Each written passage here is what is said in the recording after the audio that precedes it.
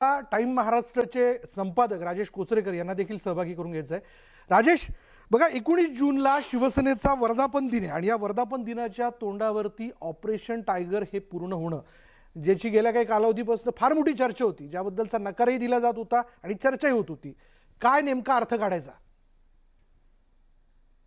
नाही विशाल, जर आपण पाहिलं तर हे ऑपरेशन टायगर याच्याबद्दल अगदी थोड्या वेळापुरतं आपण म्हणजे दुपारपर्यंत फार कोणी शिंदेकडून बोलायला तयार नव्हतं किंवा ते काही कबूल करत नव्हते, ते त्याची जबाबदारी स्वीकारत नव्हते की हो आम्ही हे केलं वगैरे, नाराजी आहे वगैरे वगैरे, अशा काहीतरी अशा गोष्टी बोलत होते ते की आपण या गावचे नाहीच आहोत.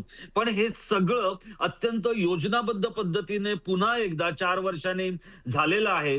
आणि इथे माझे मित्र मंदार फणसे स्वतः उपस्थित आहेत. मला त्यांच्या एक गोष्ट लक्षात आणून द्यायची आहे की आज जे काही घडतंय हे 4 वर्षापूर्वी घडलेल्या गोष्टींचा फ्लॅशबॅक आहे.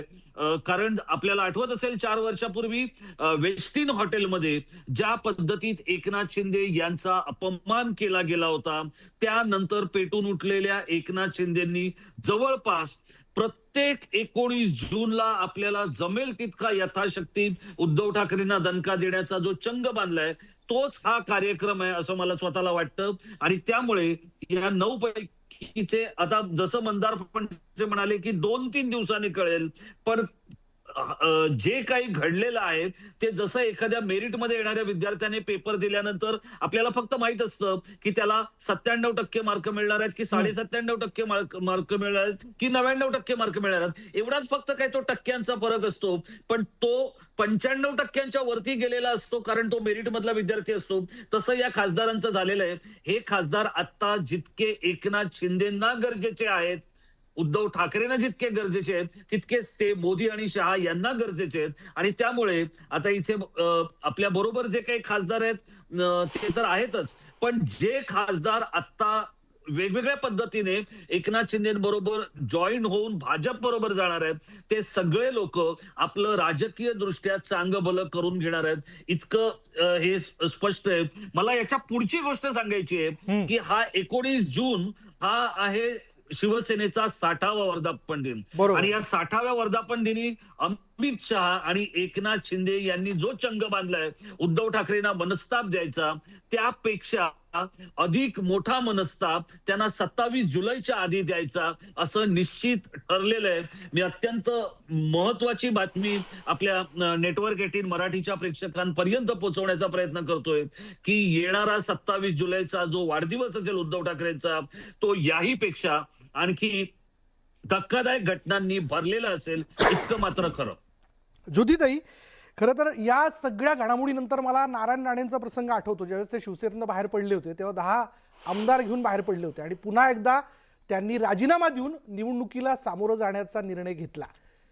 जे खासदार तुमच्याकडे आलेले आहेत त्यांनी का पुन्हा एकदा राजीनामा देऊन निवडणूक लढू नये? होऊ शकतं की त्यांना स्वतःलाही पुन्हा तपासता येईल ना की या सगळ्या घडामोडीनंतर किती काय पद्धतीने लोकांमध्ये मेसेज गेलाय? दादा बघा, मला त्या खासदारांची भूमिका ते खासदार मान्य करतील किंवा ते स्पष्ट करतील. ते कुठे जाणार आहेत, काय करणार आहेत, ह्या गोष्टी मला स्वतःला तरी काहीच माहित नाहीत, कारण मी जमिनीवर काम करणारी एक अत्यंत साधी कार्यकर्ती आहे. दिल्लीत काय चाललंय आम्हाला काहीच माहिती नाहीये. पण जर आपण जनतेला सामोरं जाण्याचाच विषय जर काढला तर मला वाटतं की उद्धव ठाकरेजींनी सुद्धा न्यायालयाच्या निकालानंतर, निवडणूक आयोगाच्या निकालानंतर ते म्हणाले होते ना की आता आम्ही जनतेच्या न्यायालयात जाणार आहोत. मग जनतेच्या न्यायालयानं विधानसभेत त्यांना नाकारलं, जनतेच्या न्यायालयानं जिल्हा परिषदेत त्यांना नाकारलं, महापालिकेत नाकारलं, नगर परिषदेमध्ये नाकारलं. आणि आज शिवसेना हा पक्ष इतक्या वर्षाच्या इतिहासात पहिल्यांदा सन्माननीय एकनाथजी शिंदे साहेबांच्या नेतृत्वाखाली हा राज्यामध्ये दुसऱ्या क्रमांकाचा पक्ष आहे. प्रादेशिक पक्षांमध्ये त्यांनी पहिल्या क्रमांकाची कामगिरी केलेली आहे. सगळ्यात जास्त आतापर्यंतच्या इतिहासात आमचे नगरसेवक निवडून आलेत, आमचे जिल्हा परिषद सदस्य निवडून आलेत. मग इथं महाराष्ट्राच्या जनतेनं शिवसेनेच्या ढाण्या भागावरती विश्वास टाकलाय ना. आणि त्यामुळे मला वाटतं की हे जनतेनं कधीच कौल दिलाय की एकनाथजी शिंदे साहब नाम का टायगर अभी जिंदा है, शिवसेना बचाने के लिए. नाही, मला तेच म्हणायचं ना ज्योतिताई की 2024 ची निवडणूक 9 खासदार ज्या पद्धतीने निवडून आले, तुमच्या विरोधातली मतं जी आहेत ती त्यांच्याकडे आलेली होती.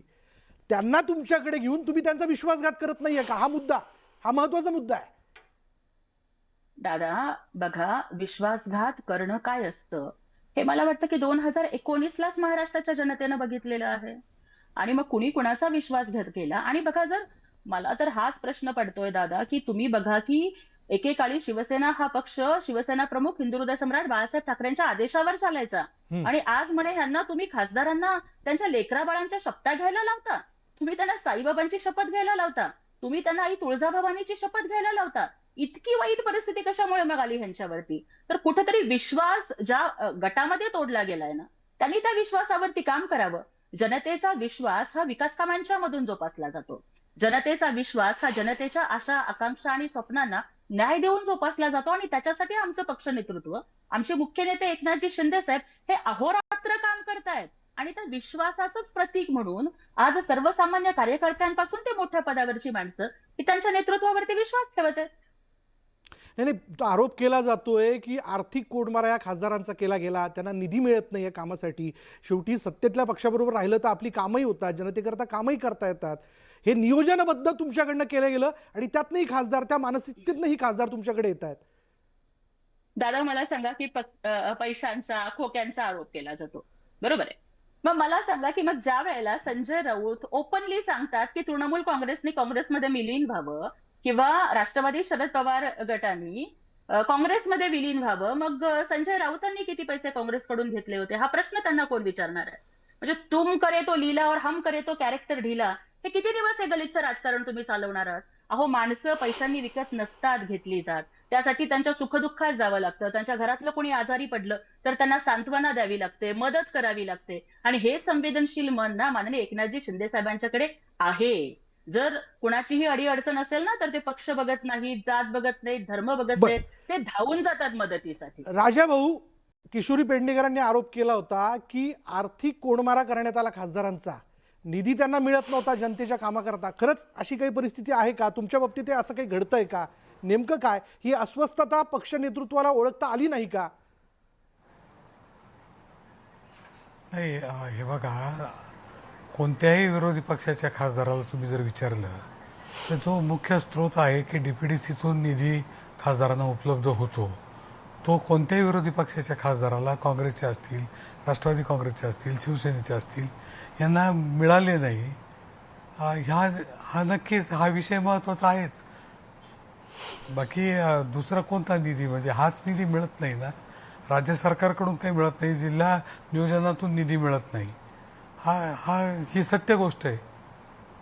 पण म्हणजे सत्तेतल्या लोकांना मिळतं आणि जे विरोधी बाकावर असतात त्यांना मिळत नाही. तुमच्या बाबतीत हे घडतंय म्हणजे? हो, होत आहे, तसंच होत आहे. आज नाशिकमध्ये सिंहस्थ आहे, कुंभमेळ्याचं नियोजन चालू आहे. आजपर्यंत एकाही बैठकीला मला बोलवण्यात आलेलं नाही आहे. मी त्र्यंबकेश्वरला आणि नाशिकला कुंभमेळा होणार आहे. कोणत्याही ठिकाणी, मी दोन्ही ठिकाणचा खासदार मीच आहे, तरीसुद्धा मला एकाही बैठकीला बोलवलं नाही. याविरुद्ध 2014 साली मी जेव्हा सिन्नरचा आमदार होतो तेव्हा माझा काही संबंध नसतानाही देवेंद्रजीच मुख्यमंत्री होते.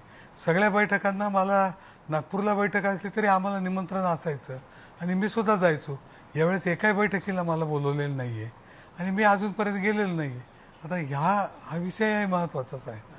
पण म्हणजे हेच निधीचा पुढचा तुमच्या राहिला. हेच नियोजनाच्या तुमच्या इतर बैठकीत खासदारांच्या बाबतीत हे घडत होतं आणि हीच त्यांची अस्वस्थता होती. हे तुम्ही घडत हे तुम्ही असेल. पक्ष नेतृत्वाला सांगितलं होतं, असेल, उद्धव घडत ठाकरेंशी असेल. बोलला होतात तुम्ही? हो, सगळ्यांना माहीत होतं. परंतु माझं मत असं आहे की याच्यात उद्धव ठाकरेजी सुद्धा, आता ते जर विरोधात असतील तर त्यांचं कोण ऐकणार आहे? पण उद्धव हा विषय ठाकरेंनी आहे असं ना. म्हटलं होतं, ज्यांना जायचं असेल त्यांनी जावं. हा त्यांचा आत्मविश्वास होता नाही, पण की त्या राजकीय दिवशीच्या अदबलता होती? नेमकं काय? तेव्हाच त्यांनी हात टेकले होते. त्या दिवशीच्या बैठकीत, 14 तारखेच्या बैठकीत असा कोणताही विषय झालेला नाही आहे. आम्ही 4 जण फिजिकली हजर होतो, 4 जण, 5 जण व्हर्च्युअली हजर होते. असं ते कुणालाच म्हटले नाही की ज्याला थांबायचं थांबा, जायचं जा, असं माझ्या ऐकण्यात तरी नाही आहे. मी त्या बैठकीला उपस्थित होतो. बरं, मंदार सर,